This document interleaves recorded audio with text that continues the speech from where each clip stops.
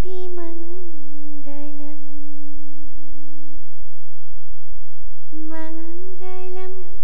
साधवो मोक्षं धर्मः सर्वत्र मङ्गलं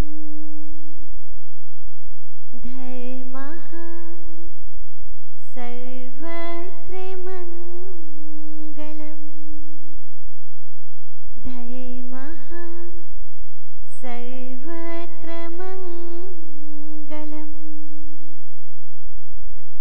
त्रिकालवर्ती त्रैलोक्य पूज्य विश्वाराध्य पंच परमेश्वरी भगवान की देवाधिदेव मूल नायक एक हजाराज श्री शांतिनाथ भगवान की देवाधिदेव चिंतामणि श्री पार्श्वनाथ भगवान की परम पूज्य अभिक्षु ज्ञानोपयोगी आचार्य भगवान गुरुवर श्री वसुनंदी जी महाराज की परम पूज्य आरिका रत्न श्री वरदस्वनंदी माता जी की जय। आचार्य संघ की जय। वंदा विमान सभा में उपस्थित ओम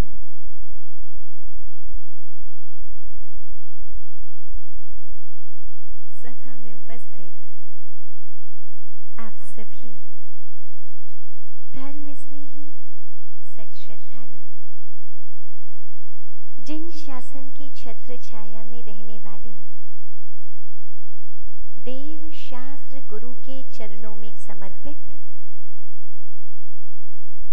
श्रीमद् जिनेन्द्र पंच कल्याणक प्रतिष्ठा महोत्सव के लिए उत्सुक पुण्यात्मा महानुभाव हर प्रातःकाल हर प्रभात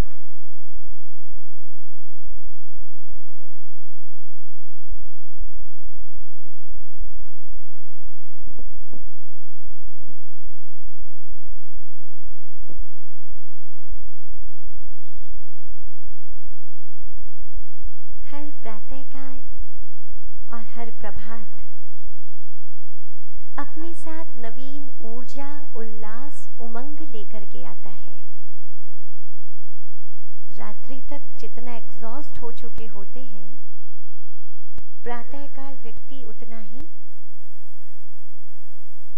एक्टिव होता है, नए उल्लास उमंग से भरा हुआ होता है। महानुभाव ये तो वो प्रातःकाल है जो हर सूर्यास्त के बाद सूर्योदय के साथ आती है, लेकिन एक प्रातःकाल जो प्रातःकाल केवल गुरुओं के आगमन से ही होता है, वो प्रातःकाल जो केवल किसी विशेष प्रतिष्ठा आदि के महोत्सव पर ही होता है, जिसमें मन का उल्लास ऊर्जा उमंग कुछ नवीन ही होती है। महानुभाव जीवन में बहुत चीजें बहुत सरल हैं, लेकिन बहुत कुछ बहुत दुर्लभ भी है। आप लोग जानते हैं जो हो रहा है होने दीजिए स्नेहिल भैया। पंचम काल कली काल है। पूज्य गुरुदेव से कभी हम पूछते हैं कि गुरुजी कैसे इतनी हिंसा बढ़ रही है, कैसे रोके, क्या करें, तो गुरुजी कहते हैं कि काल दोष है, पुरुषार्थ किया जा सकता है किंतु मन को व्यथित नहीं। तो वही आपसे कह रहे हैं, मन को व्यथित नहीं करना है, जो हो रहा है होने दीजिए। कौन सी चीजें दुर्लभ हैं उन्हें जानना बहुत जरूरी है, क्योंकि इजी चीज तो सभी लेकर के आते हैं। अगर हम आपकी तरफ से पूछें, आप लोगों से पूछें सबसे ज्यादा डिफिकल्ट क्या है, क्या प्राप्त करना बहुत दुर्लभ है, तो आप बताएंगे मोक्ष। और गुरुजी से हमने सुना है और हमारा स्वयं का अनुभव भी है कि मोक्ष प्राप्त करना बिल्कुल कठिन नहीं है, उससे ज्यादा सरल कुछ नहीं है। ऐसा लगता है कि इस पंचम काल में भी यदि मोक्ष होता तो शायद हम यहाँ बैठ करके कहीं दिव्य ध्वनि सुन रहे होते और यदि मुनि पर्याय होती तो वास्तव में संसार में भटके नहीं होते। महानुभाव, जब हमें पता चल जाए कौन सी चीजें दुर्लभ हैं तो व्यक्ति उसे संभाल कर लगता है। 2 नोट बच्चों के हाथ में दिए, कोई समझदार हो, एक बता दिया ये नकली है, एक बता दिया असली है, संभाल कर किसके रखेगा? वो बात अलग है, अगर कोई पुराना नोट और नया नोट 2 आपके हाथ में आ जाए तो कौन सा संभाल कर रखेंगे? स्नेहिल भैया कुछ गड़बड़ कर रहे हैं, इनके पास अभी भी कुछ है। महानुभाव, दुर्लभ, बहुत कठिनता से लभ यानी प्राप्त करने योग्य, जो बहुत कठिनता से प्राप्त करने योग्य ऐसा है क्या जो हमें बहुत मुश्किल से प्राप्त होता है? और कई बार तो ऐसा होता है प्राप्त करने के प्रयासों के बावजूद भी प्राप्त होते होते रह जाता है, क्योंकि जो हीन पुण्यात्मा होता है वो उत्कृष्ट वस्तु को प्राप्त नहीं कर पाता, और जिसके पुण्य में थोड़ी सी भी कमी रह जाए तो मंजिल तक लौट करके वापस आ जाता है। जानना चाहते हैं वो 4 चीजें कौन सी हैं जो बहुत दुर्लभ हैं और हमें अपने जीवन में प्राप्त कर ही लेना चाहिए? चाहते हैं ना जानना? आचार्य भगवान ने क्या कहा है, सुनते हैं उन्हीं के शब्दों में। दुर्लभो विषया त्यागः,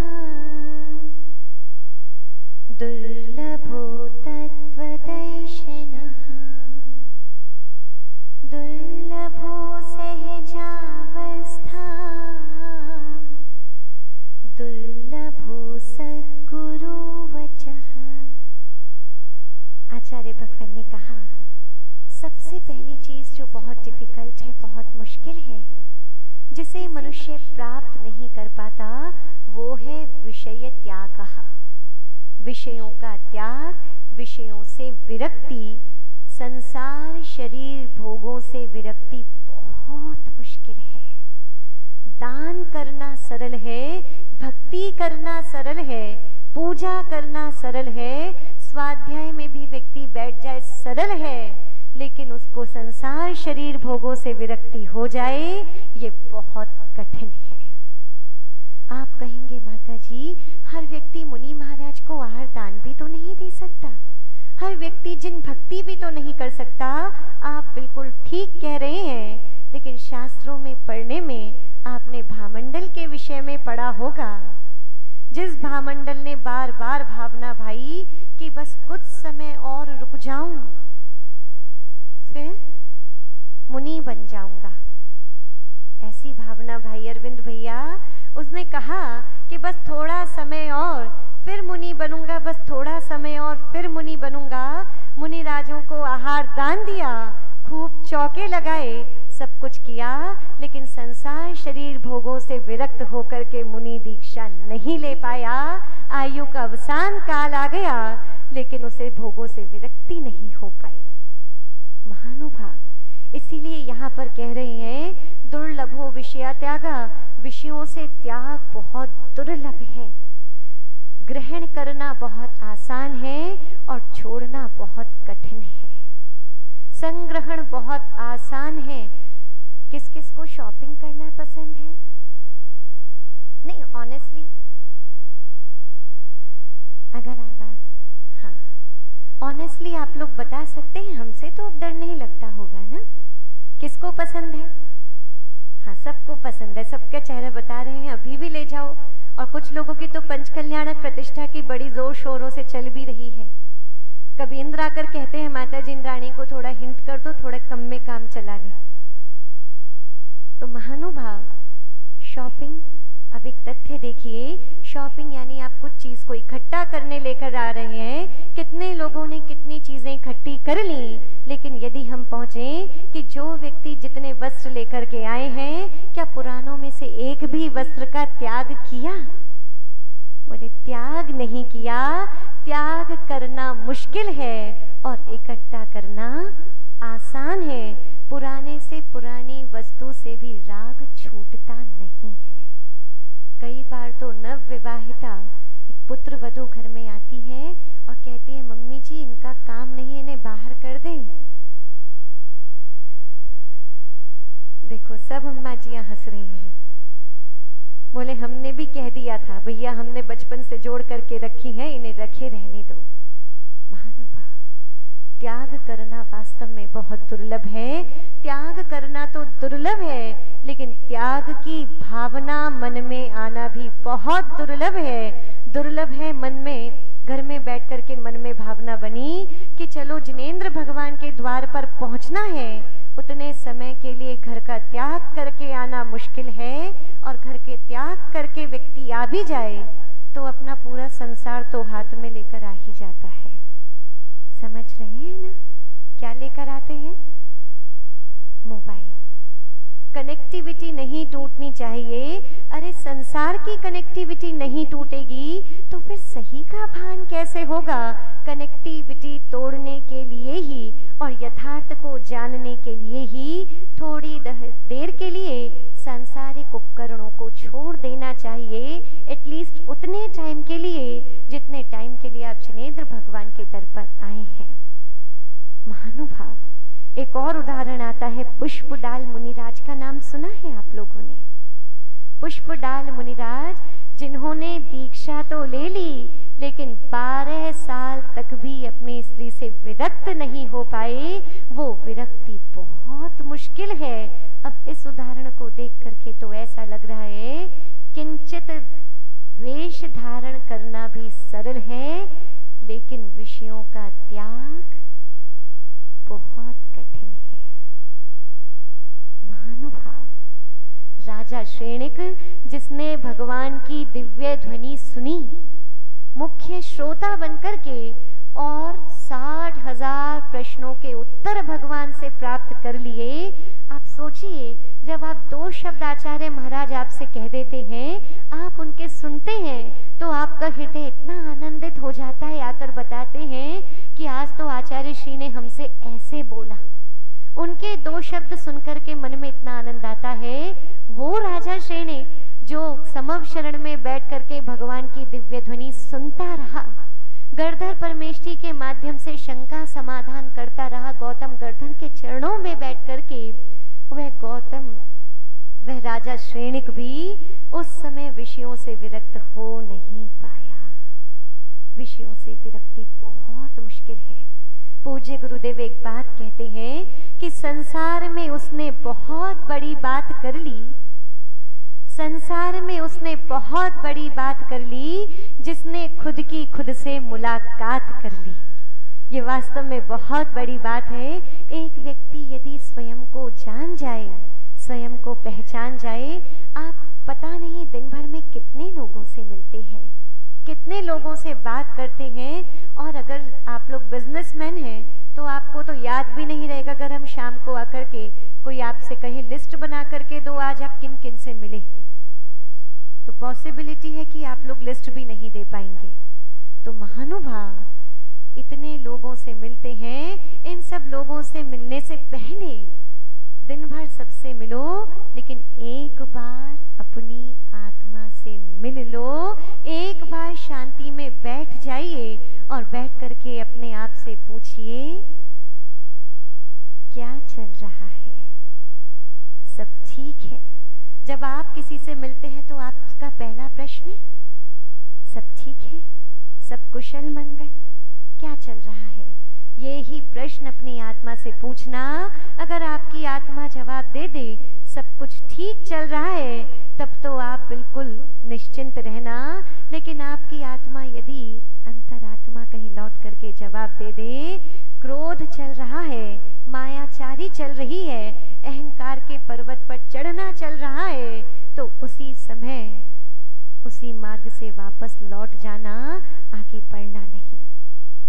लेकिन पता तब चलेगा जब अपनी आत्मा से बात, कौन कौन चाहता है भगवान से बात करना? सब चाहते हैं। वाह! और भगवान से बात करने का मीडियम पता है क्या है? बता दें? आप लोग तो सब जानते हैं। फिर भी हमें तो केवल रिकॉल करा रहे हैं, रिमाइंड करा रहे हैं कि अपनी आत्मा से जिसने चर्चा कर ली, समझ लेना उसने परमात्मा से चर्चा कर ली। जिसने अपनी आत्मा से चर्चा कर ली, समझ लेना परमात्मा बनने के मार्ग पर अग्रसर हो गया। और वो तभी संभव है विषय त्याग, जब मन में विषयों के प्रति विरक्ति का भाव जागृत हो जाए। ना सही त्याग करके बाहर निकल पाए, लेकिन घर में रहते हुए भी विरक्ति का भाव तो होना ही चाहिए। याद है ना आपको, मुनि नहीं तो क्या याद है? कुछ नहीं, सुना नहीं। मुनि नहीं तो मुनीम बन जाओ। कैसे बनना है मुनीम? याद दिला देते हैं। कुछ लोग कह रहे हैं माता जी हमें तो याद ही नहीं।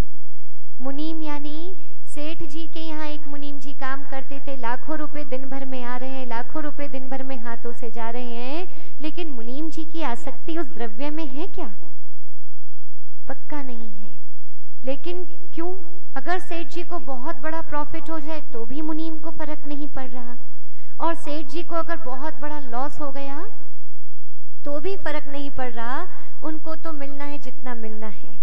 उसी तरह यदि सब कुछ त्याग करके मुनि नहीं बन सकते, तो घर में रह करके मुनीम बन जाइए। बोले जो हो रहा है, जितना आ रहा है ठीक है, जो जा रहा है वो ठीक है, मेरे भाग्य का कोई लेकर के जा नहीं सकता, मेरे भाग्य से ज्यादा मुझे मिल नहीं सकता। पूज्य गुरुदेव कई बार कहते हैं, जो भाग्य का है वो भाग करके मेरे पास आ ही जाएगा, और जो भाग्य में नहीं है वो रखा, आने की बात तो दूर, रखा रखा भी चला जाएगा। जब आप सब लोग ये जानते हैं कि अपने पास कुछ बचना ही नहीं है, फिर क्यों कंजूसी करते हो? और कृपणता किस में? कृपणता समय देने में। बोली माता जी समय मंदिर में इतना नहीं दे सकते, जो समय देव शास्त्र गुरु के चरणों में धर्म में दे रहे हो वही समय अपना है, बाकी सब समय समझना सपना है। वह तो सपने की तरह निस्सार हो गया, सार कुछ भी नहीं रहा, और जितने समय को धर्म ध्यान के साथ व्यतीत किया वो वास्तव में समय अपना है। यदि घर में किसी पौत्र पौत्री की शादी हो, विवाह हो, तो दादाजी भी नाच उठते हैं, दादी जी भी सारे घुटनों के दर्द भूल जाते हैं। और वही उत्साह यदि धर्म के क्षेत्र में आ जाए कि यदि मुनिराज नगरी में आए हैं, भगवान का विधान चल रहा है, कोई रथ यात्रा आदि महोत्सव हो रहा है, उस समय व्यक्ति सब कुछ छोड़ करके जिनेंद्र भगवान के महोत्सव में शामिल हो जाए, तो गारंटी है उस व्यक्ति को जीवन में कभी दुख शोक पीड़ा हो ही नहीं सकती। और हो भी कैसे सकती है? महानुभाव, रोहिणी व्रत की कथा आपने सुनी थी ना। रोहिणी अपने जीवन में ये नहीं जानती थी दुख क्या होता है, शोक क्या होता है, मृत्यु क्या होती है, आंसू क्या होते हैं, पीड़ा क्या होती है। व्यक्ति ये सुनकर के सोचता है ऐसा भी कोई व्यक्ति हो सकता है।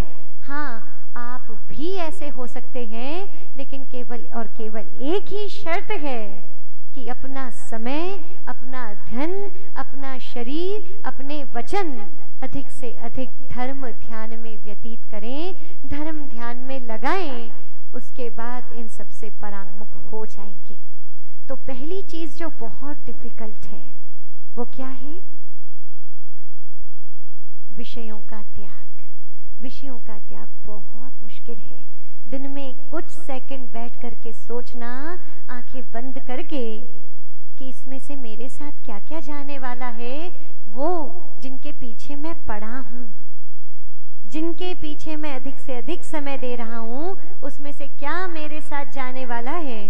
सिकंदर की कथा आप सब लोगों ने, कहानी सब लोग जानते हैं। वो दो पंक्तियाँ जो बहुत प्रसिद्ध हैं। चला घर से सिकंदर जब, सभी हाली मवाली थे, पड़ी थी साथ में दौलत, मगर दो हाथ खाली थे। महानुभाव, सब कुछ यहीं पड़ा रह जाता है। कल एक घटना आई, दुर्घटना ही उसे कह सकते हैं।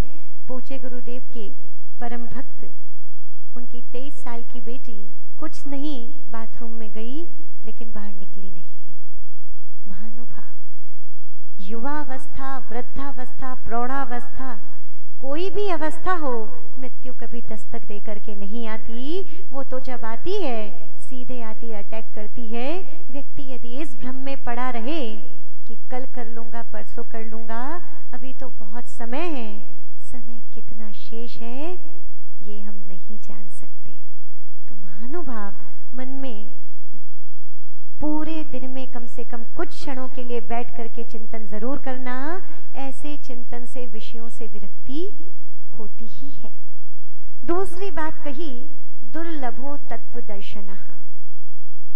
अब आचार्य महाराज कह रहे हैं, संभवतः हम मान लें कि व्यक्ति त्याग कर भी दे, चलो विषयों से विरक्ति हो भी गई, लेकिन अब तत्व दर्शन, तत्व ज्ञान और दुर्लभ है। आचार्य भगवान वादीप सिंह सूरी ने, उन्होंने तो छत्र चूड़ामणि में लिखा, तत्व ज्ञान विहीना नाम दुखमेव ही शाश्वतम, तत्व ज्ञान ही जीवानाम लोकद्वय सुखावहम। जिस व्यक्ति को तत्व ज्ञान हो गया, उस व्यक्ति को तीनों लोकों में कोई दुखी नहीं कर सकता। कौन चाहता है दुखी होना? कोई नहीं चाहता। तो तत्व ज्ञान जानना चाहते हैं क्या होता है? तत्व, कल पूज्य गुरुदेव बता रहे थे, तत्व यानी स्वभाव। बस स्वभाव का ज्ञान ही तत्व ज्ञान है। यदि शरीर में रोग हो गया तो उसको लेकर के आर्त परिणाम नहीं बनाना, केवल मन में सोच लेना शरीर का स्वभाव है। यदि इष्ट का वियोग हो जाए तो पुद्गल का नष्ट होना भी स्वभाव है। वियोग होना भी, यदि सामने वाले के आयु कर्म का अवसान हो गया तो ये भी स्वभाव है। केवल स्वभाव को जान लेना। जो व्यक्ति स्वभाव को जानता है उसे कोई दुखी नहीं कर सकता।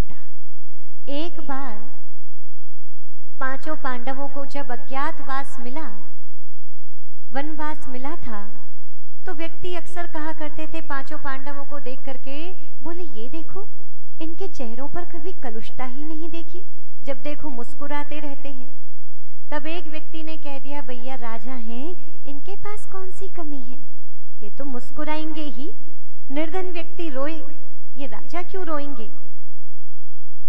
बोले ठीक है, समय आने पर सबका जवाब मिल ही जाएगा। पूज्य गुरुदेव कहते हैं कि जिसका जवाब व्यक्ति स्वयं नहीं देता, उसका जवाब वक्त स्वयं दे देता है। इसीलिए स्वयं जवाब देने की आवश्यकता नहीं, क्योंकि स्वयं जवाब देना कई बार बैर का कारण बन जाता है। तत्व दृष्टि, तत्व वेत्ता और तत्व ज्ञानी वही है। यदि उसके साथ कुछ प्रतिकूल हो रहा है तो सोच लें कि मैंने कुछ बुरा, ऐसा है क्या? सब लोग मानते हैं कि सबको अपने अपने कर्म का फल मिलता है। सब, किसी और का भोगा है आपने कभी कर्म का फल? भोग सकते हैं क्या? तो फिर सामने वाले पे गुस्सा क्यों आता है? फिर वो सामने वाला बैर का कारण क्यों बनता है? फिर सामने वाले को, इंस्ट्रूमेंटल कॉज को, उस निमित्त को ही पूरा दोष क्यों दे देते हैं कि तुम्हारी वजह से ऐसा हुआ, अगर ये नहीं होता तो मेरे इस काम में विघ्न नहीं आती। ये शब्द किसी तत्ववेत्ता के, किसी तत्व दृष्टि के या किसी तत्व ज्ञानी के कभी नहीं हो सकते। महानुभाव, तो वह व्यक्ति, जब उन्हें वनवास मिला था पांडवों को, वह व्यक्ति पहुंचा, देखा एक पेड़ के नीचे पांचों पांडव और कुंती मां सब बैठकर मुस्कुरा रहे हैं। वह व्यक्ति सोचता है, राज्य में मुस्कुराते हुए मैंने देखा, राजमहलों में मुस्कुराते हुए देखा। राजमहलों में रह करके मुस्कुराना बहुत बड़ी बात नहीं है, लेकिन वहां से भी निकल गए, अब भी मुस्कुरा रहे हैं। जाकर वह व्यक्ति उनके पास पहुंचा, बोले भाई क्या बात है, क्यों मुस्कुरा रहे हो? बोले इसलिए मुस्कुरा रहे हैं, बोले हमारे कर्म का फल हमें ही मिलेगा, किसी और को मिल नहीं सकता। दुखी होने से, आर्त परिणाम करने से मैं पाप का बंध करूंगा। मैं पिछले पाप को तो भोग नहीं पा रहा, आज पाप का बंध करके कहाँ भोगूंगा? वनवास तो मिला ही है, चाहे हंसकर भोगूं हंसकर भोग लिया तो कर्म निर्जीर्ण हो गया, और रो करके भोगा तो आप लोग तो वास्तव में तत्ववेत्ता हैं। लेकिन इसी बात को अपने जीवन में ध्यान रखना, जब कोई प्रतिकूल परिस्थिति जीवन में आए तो उस समय ये सोच करके केवल भोग लेना समत्व परिणामों के साथ कि आज यदि मैंने समता रख ली तो ये कर्म मेरे उदय में आगे नहीं आएगा। कोई भी कर्म एक बार से ज्यादा उदय में नहीं आता। एक बार बंधा एक बार ही उदय में आएगा। जो चकले पर रोटी बेरी है वो एक बार ही तवे पर जाकर के सिकेगी, उसके बाद और उसे सिकने की जरूरत नहीं है। एक बार ही कर्म का बंध जो किया है उसे एक बार ही भोगना है। महानुभाव, जो ऐसा सोच सकता है वो तत्ववेत्ता है। आचार्य भगवान कुंद स्वामी ने समयसार ग्रंथ में उदाहरणों के साथ बात की। एक नहीं, दो नहीं, तीन नहीं, चार नहीं, अगर 200 के लगभग उन्होंने उदाहरण उस समयसार जी ग्रंथ में दिए। उदाहरणों से उन्होंने बात कही और एक उदाहरण उन्होंने दिया कि तत्ववेत्ता कौन है। बोले, जिस प्रकार एक व्यक्ति जिसकी कड़वी औषधियां चल रही हो, सुबह से उठ करके उसकी दवाई प्रारंभ हो जाए, सुबह से उठ करके पहला काम डॉक्टर ने बोला है, प्रिस्क्रिप्शन लिख करके दिया है, और सुबह उठ करके सबसे पहले क्या खाओ? गोली खाओ। कोई व्यक्ति खाना चाहता है क्या? ऐसे भी लोग हैं जो दिन में 45-60 गोलियां लेकर के जी रहे हैं। महानुभाव, ऐसा व्यक्ति के मन में क्या चलता है? बोले, बस कोई ऐसा आशीर्वाद दो, मेरी दवाई छूट जाए, मेरी औषधि छूट जाए। कड़वी औषधि लेना नहीं चाहता। इसी तरह जब एक गृहस्थ घर में रहते हुए भावना भाता है कि भगवान मेरा ये घर कब छूट जाए, कब मैं इस घर से निकल जाऊं, तो ऐसा वो व्यक्ति वास्तव में तत्ववेत्ता है, तत्व दृष्टि है। महानुभाव, और ऐसा तत्व दर्शन बहुत दुर्लभ है। जब मन में ये परिणाम बने रहें। एक बार की बात बताएं, गोशालक भगवान महावीर स्वामी को जब तक केवल ज्ञान नहीं हुआ था, तब तक 5 अन्य लोग ऐसे थे जो ये मानते थे कि हम तीर्थंकर होंगे। कात्यायन, अपराजित केसरी, मस्करी, गौतम बुद्ध या गौशालक अजित कंबल केसरी। तो उस समय बात हुई, बोले हम केवली, लेकिन जब सूर्य का उदय होता है तो कितने भी तारे कहते रहे हम सूर्य, कहने की आवश्यकता नहीं पड़ती, ज्ञात हो ही जाता है। भगवान महावीर स्वामी को केवल ज्ञान हुआ और उसके पश्चात गौतम स्वामी प्रथम गणधर बने। इंद्रभूति गौतम जो वेदों के पाठी थे। गौशालक ने देखा, अच्छा ये गौतम इंद्रभूति तो बन गया, भगवान का गणधर, पहला गणधर। जो गौशालक था वो 9 अंग का पाठी था, 9 पूर्व का पाठी था। उसने सोचा, बोले ठीक है, इसका मतलब मोक्ष के लिए ज्ञान की आवश्यकता नहीं है, और उसने अज्ञान एक मत चला दिया कि अज्ञान से मोक्ष होता है। तो महानुभाव, तत्व ज्ञानी होना बहुत आवश्यक है, शब्दों को रटना आवश्यक नहीं है। We don't need to learn anything, हाँ, but we need to understand each and everything. Reality क्या सही है, यथार्थ क्या है, रटने की आवश्यकता कुछ नहीं है। कई लोग कहते हैं, माता जी हम कैसे आगे बढ़ेंगे, हमें तो याद ही नहीं होता। तो आप ऐसे में याद कर ले उन शिव भूति मुनि महाराज को, जिनको ड़मोकार मंत्र तक 12 वर्ष में याद नहीं था, जिन्हें अपने गुरु से पहले केवल ज्ञान हो गया। महानुभाव, क्योंकि उन्हें एक यथार्थ ज्ञान था, तत्व ज्ञान था, तत्व दृष्टि थी, और वही तत्व दृष्टि व्यक्ति को केवल ज्ञानी बनाने में बहुत समर्थ कारण है। तो दूसरी चीज क्या दुर्लभ है? तत्व दर्शन। इसलिए पूज्य गुरुदेव कहते हैं, भैया स्वाध्याय करो, पढ़ते पढ़ते याद नहीं, उसे अंदर समझने का प्रयास कीजिए। और आप लोग तो कितने अच्छे हैं, सबके लिए नहीं कह रहे, मैं भी कहाँ की बात हो हम नहीं जानते, लेकिन दिवाली के टाइम पर जो सफाई होती है ना, उस टाइम पर जब घर साफ करने निकलते हैं तो अक्सर मंदिर भर जाते हैं। जानते हैं किनसे? ऐसा होता है क्या? हम नहीं पूछेंगे।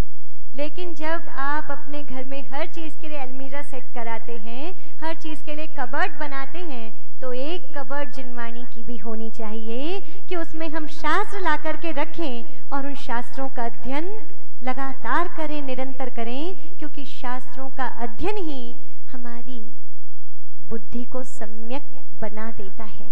शास्त्रों का अध्ययन हमें क्या करना है क्या नहीं, उसमें एक अंतर दिखा देता है।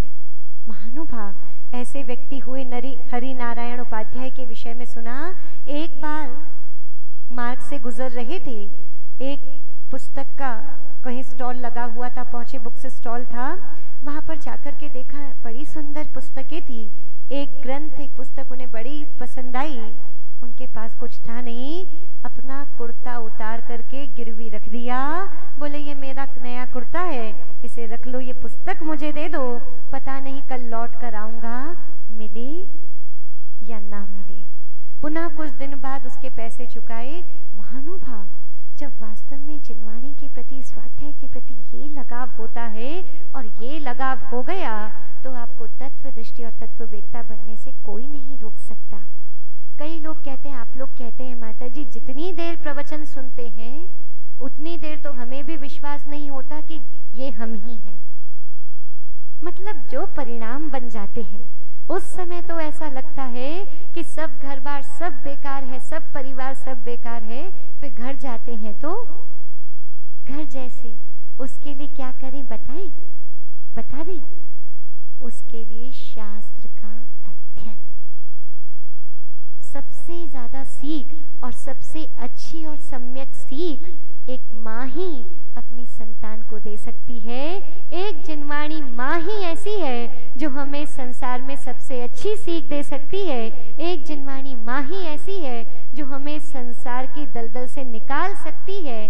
चंद्रगुप्त मौर्य जब भद्रबाहु गुरु के पास दीक्षा लेने पहुंचे, भद्रबाहु गुरुवर ने कहा, उन शुद्ध केवली ने कहा, माँ की आज्ञा लेकर के आओ। तब चंद्रगुप्त मौर्य ने, प्रबोध चंद्रोदय में ये कथन है, चंद्रगुप्त मौर्य ने उत्तर दिया कि आचार्य महाराज, आप तो जानते हैं ये तो संसार की माँ है, संसार में ही फंसाएंगी। मैं अपनी जिनवाणी माँ के कहने पर आया हूँ, ये जिनवाणी माँ मुझे इन संसार से निकाल ही देगी। महानुभाव, और यही बात जिस व्यक्ति के अंतरंग में आ गई वही व्यक्ति है तत्ववेत्ता। तो दो चीज दुर्लभ हो गई। पहली चीज दुर्लभो विषया त्यागः, और दूसरी चीज तत्व सहजावस्था की सहज अवस्था बहुत दुर्लभ है। व्यक्ति ने त्याग भी कर लिया, तत्व दृष्टि हो गया, माना ज्ञानी हो गया, हम नहीं जानते क्या है, लेकिन उसके बाद वो सहज अवस्था में रह जाए, बहुत मुश्किल है। वो व्यक्ति जा कर के सबसे कहेगा, भैया मुझे उच्च स्थान चाहिए क्योंकि मैंने इतना त्याग किया है, मैं इतना ज्ञानी हूँ, मुझे सभा में अग्रिम स्थान चाहिए। त्याग और ज्ञान के बाद भी वह व्यक्ति अपनी सहजावस्था में रहे, ये बहुत मुश्किल है। और इसका सबसे बड़ा उदाहरण सहजावस्था में रहने का हम यदि देखते हैं, और तो हमने बहुत कुछ देखा नहीं, लेकिन परम पूज्य आचार्य गुरुवर को, जिनकी सरलता सहजता से आप सभी लोग परिचित हैं, कि कई बार लोग कहते हैं, माता जी इतने बड़े आचार्य, इतनी त्याग तपस्या, इतना ज्ञान, लेकिन इतनी सरलता सहजता जैसे एक बालक में होती है। महानुभाव, सब कुछ होने के बाद भी सहज अवस्था बनी रहे, बहुत मुश्किल है। नहीं होने के बाद भी तो शो ऑफ रहता ही है ना। क्या रहता है? जो चीज नहीं है उसे दिखाने का भाव, दैट इज शो ऑफ। तो वह शो ऑफ की दुनिया है या नहीं है? ऐसा तो नहीं हमने गलत सोच लिया हो, समझ लिया हो, देख लिया हो। व्यक्ति के पास जो नहीं है उसे दिखाने का भाव, ये शो ऑफ है। और जो है उसे पूरा पचा करके सामान्य रूप से रहना, ये ही व्यक्ति की सहजावस्था है। जो व्यक्ति सहज अवस्था में नहीं रहता उसे बहुत दुख भोगने पड़ते हैं। बचपन में एक कहानी पढ़ी थी, द ब्लू जैकाल या द ब्लू फॉक्स, कुछ भी कह सकते हैं। उसमें कहानी में ये था कि एक जैकाल जो एक बार जंगल में भटक रहा था, भटकते भटकते प्यास लगी और प्यास लगी नगर की ओर बढ़ा। नगर में पहुंचा, धोबी अपने कपड़े धो रहा था। पास में कपड़े डाई करने के लिए एक टब में पानी रखा हुआ था और वो ब्लू कलर का था। वो जो जैकाल उस पानी में गिर पड़ा और जब गिर करके निकला तो जैकाल कैसा हो गया? ब्लू हो गया। अब वो जब लौट करके अपने जंगल में गया, वन में गया, तो कुछ प्राणी उसे देख करके डरने लगे, कुछ देख करके हर्षित होने लगी। नया कौन है? चारों तरफ जंगली जंतुओं में आपस में चर्चा बन गई। उस जैकाल ने सोचा, मुझे सब ऐसी दृष्टि से क्यों देख रहे हैं? ये सब मेरे से पीछे पीछे क्यों जा रहे हैं? मुझसे डर रहे हैं? मैं सबसे डरता हूँ और ये मुझसे डर रहे हैं। तभी उसकी दृष्टि अपनी ओर गई। अच्छा, मैं तो ब्लू कलर का हो गया हूँ, कुछ नया दिख रहा हूँ। उसने भी रोप जमाया और बोला, कल रात को वन देवी ने मेरा श्रृंगार किया है और मुझे कहा है कि तुम इस वन के राजा हो। अब वो राजा बनकर के रहने लगा, सबको अपने अंडर में रखने लगा। कुछ ही दिन व्यतीत हुए, सब पशु बैठे हुए थे, वो सबसे ऊंचा बैठा हुआ था। बारिश आई, नीला रंग गया और उसी समय जो सिंह था उसने उस जैकाल को छोड़ा नहीं। महानुभाव, जब जब व्यक्ति जो नहीं है वो बनने का प्रयास करता है, तब तब इसी प्रकार के दुख को प्राप्त करता है। तो बनो नहीं, हो। बनने का प्रयास नहीं करना। बनना मीन्स मेक अप। आप लोग तो परिचित है ना। और मेकअप मतलब जो नहीं है वो बनने का प्रयास। तो बोले वो प्रयास मत करो, जो है बन करके रहें। इससे बड़ी अवस्था संसार में और कोई नहीं है। केवली भगवान भी, केवल ज्ञान से बड़ा कोई ज्ञान है क्या? सब कुछ जानने के बाद भी, सब कुछ छोड़ने के बाद भी केवली भगवान की अवस्था कैसी है? सहजावस्था। एकदम सहज अवस्था में रहते हैं। महानुभाव, ये सहजावस्था संसार में वास्तव में बहुत दुर्लभ है। आचार्य श्री शांति सागर जी महाराज जी चारित्र चक्रवर्ती कहा करते थे, बनना नहीं, होना है। और इसीलिए दिगंबर साधु बनते नहीं, होते हैं। और वो प्रकृति से भी दिगंबर होते हैं। महानुभाव, ये तीसरी बात हमने बताई। और चौथी बात है सद्गुरु वचः। चौथी चीज है, यानी गुरुओं के वचन बहुत हो सकता है। विषयों का त्याग भी हो जाए, हो सकता है तत्व दृष्टि भी हो जाए, हो सकता है सहज अवस्था भी प्राप्त हो जाए, लेकिन उससे भी ज्यादा मुश्किल है। जानते हैं क्या? सद्गुरुओं के वचन। सब कुछ संसार में मिल सकता है, लेकिन गुरुओं के वचन बहुत सरल सहजता से मिलते नहीं हैं। आपके पुण्य की तो हम बार बार अनुमोदना करते हैं कि आज दिन में सुबह प्रवचन दो पूज्य गुरुदेव से पहले एक और वक्ता के प्रवचन, दिन में पूज्य गुरुदेव के माध्यम से साक्षात भगवान की दिव्य ध्वनि में जो खिरा था उन धवलाजी ग्रंथ को सुनना, पुनः शाम को गुरु भक्ति के माध्यम से सुनना। सुनने वालों के पुण्य की अनुमोदना तो हम क्या करें, क्योंकि गुरुओं के वचन बहुत मुश्किल से मिलते हैं, ये बहुत सरल नहीं होते। एकलव्य को भी मिट्टी के द्रोणाचार्य बनाने पड़े, उसे भी साक्षात गुरु की वाणी प्राप्त नहीं हुई। साक्षात गुरु की वाणी किसी विशेष पुण्यात्मा को प्राप्त हो पाती है, और पुण्य तो आप लोगों का मानना ही पड़ेगा। और इसीलिए मानना पड़ेगा कि आप लोगों के पहले ये उम्मीद थी कि आचार्य संघ संभवतः 27-28 तक ही आए, और बताएं पहले तो उम्मीद थी कि आचार्य संघ सूरत आएगा या नहीं आएगा। उसके बाद आप लोगों ने बहुत अच्छा काम किया बुद्धि से, बोले अब एक पंच कल्याणक रख लो, आचार्य महाराज को तो आना ही पड़ेगा। और पंच कल्याणक प्रतिष्ठा का कार्यक्रम यहाँ पर हुआ। पंच कल्याणक प्रतिष्ठा भी बहुत पुण्य से पुण्य क्षेत्र में होती है।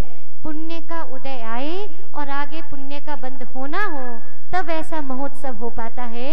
ऐसे महोत्सव के लिए मन में उल्लास और उत्साह हो पाता है, तब पंच कल्याणक जैसी पूजन मिल पाती है। तो कितने लोग पंच कल्याणक की पूजन में बैठ रहे हैं, पूछ तो ले जरा।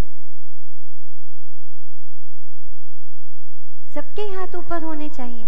अपने घर में पंच कल्याणक हो रहा हो और उस पूजन में हम नहीं बैठे, ना सही स्टेज पर विशेष इंद्र बन करके, अरे सामान्य इंद्र बन करके नीचे पूरा नगर ही नहीं बल्कि समस्त जितने भी लोग हैं जो जिनेंद्र भगवान के भक्त हैं, जिन शासन की छत्र छाया में रहने वाले हैं, जो श्रद्धावनत हैं देवशास्त्र गुरुओं के प्रति, उस हर व्यक्ति को पंच कल्याणक पूजा में क्या करना चाहिए? एक बार जोर से बोलिए।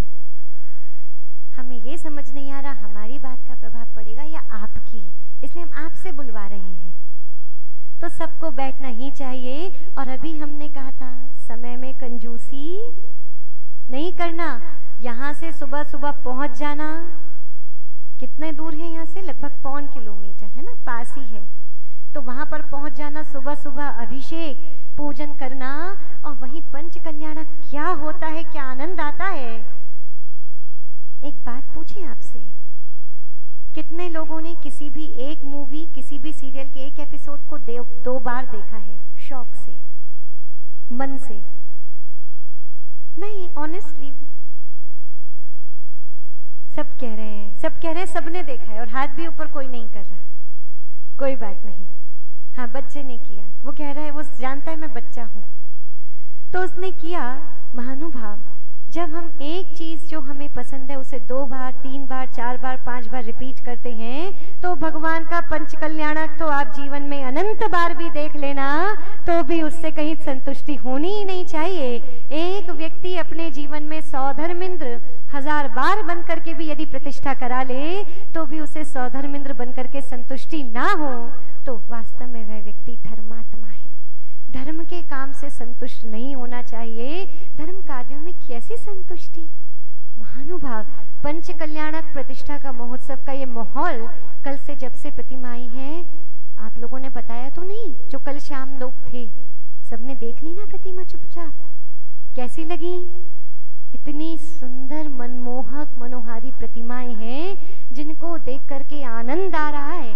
हाँ, आप लोग भी देख सकते हैं, लेकिन आचार्य श्री को नहीं बताना, माता जी ने बताया है। और भीड़ से नहीं जाना, धीमे धीमे कुछ लोग जाना, प्रतिमाओं को देख लेना। और इस प्रतिष्ठा महोत्सव में यदि किसी की प्रतिमा नहीं हो, तो आज ही एक प्रतिमा देख करके जिस पर मन आए, बोले ये प्रतिमा तो मैं अपनी ओर से स्थापित करूंगा। कम से कम अपने जीवन में जिनबिंब मैं अपनी ओर से स्थापित करूं। 1 नहीं, 100 नहीं, 1000 लाखों जिनबिंब हमें स्थापित करें। जीवलाल पापड़ीवाल के विषय में पूज्य गुरुदेव बताते हैं, उसने अपने जीवन में 1 या 2 लाख प्रतिमाओं की स्थापना की। शायद पूज्य गुरुदेव का आगमन हो रहा है, दुर्लभ हो सदगुरु चाह। बोले परम पूज्य आचार्य गुरुवर श्री वसुनंदी जी महाराज की। गुरुवर आज मेरी कुटिया में आए हैं, मुनिवर आज मेरी कुटिया में आए हैं, चलते फिरते